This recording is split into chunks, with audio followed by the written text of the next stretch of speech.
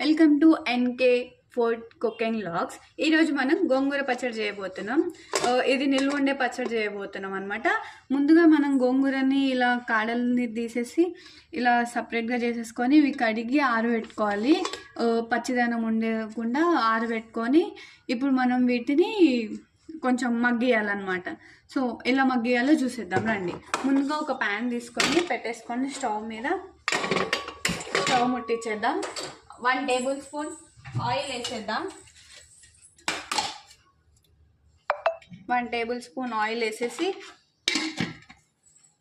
అందులో ఈ గోంగూరని యాడ్ చేసేయాలి. చూసారు కదా, మనకి ఇందాక చాలా గోంగూర అనిపించింది. ఇప్పుడు మనం ఒక 2 మినిట్స్ స్టీమ్ చేస్తే ఎంత కొంచెం అయ్యిందో.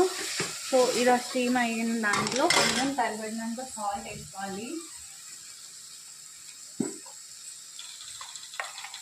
తగినంత సాల్ట్ వేసుకుంటున్నాను. మేము సాల్ట్ కొంచెం ఎక్కువ తింటాం కాబట్టి కొంచెం ఎక్కువనే పట్టిద్ది మాకు. మీకు ఎంత కావాలంటే అంత వేసుకోండి.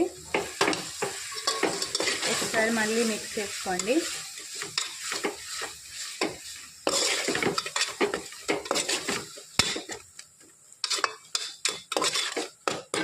సాల్ట్ వేయడం వల్ల అడుగు అనేది అంటదండి.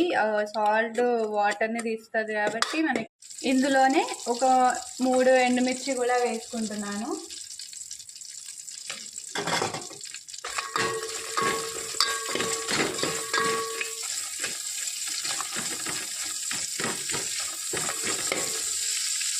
ఎండుమిర్చిని కొంచెం పచ్చివాసన పోయేంత వరకు వేయించేసుకుందాం.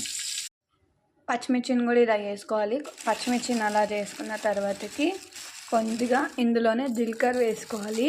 ఫస్ట్గా పచ్చిమిర్చిని పట్టేసుకుందాం. పచ్చిమిర్చిని కూడా పట్టేసుకున్న తర్వాతకి ఇందులో మనం గోంగూరని యాడ్ చేసేద్దాం. గోంగూరని కూడా యాడ్ చేసి దీంతో పాటు కూడా మిక్సీ పట్టేద్దాం. ఇప్పుడు గోంగూర చట్నీకి మనం తాలింపు పెట్టేసుకుందాం. తాలింపు పెట్టుకోవాల్సిన విధానం: ఒక ప్యాన్ పెట్టుకొని దాంట్లో 2 టేబుల్ స్పూన్ ఆయిల్ వేసుకొని గ్యాస్ స్టవ్ ఆన్ చేసుకొని తాలింపు గింజలు వేసుకుందాం. కొద్దిగా తాలింపు గింజలు వేసుకొని కొద్దిగా జీలకర్ర వేసుకుంటున్నాను.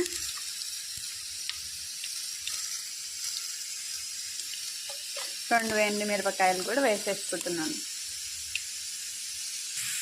కొద్దిగా ఎల్లిపాయలు కూడా దంచేసుకొని వేసేసుకుంటున్నాను.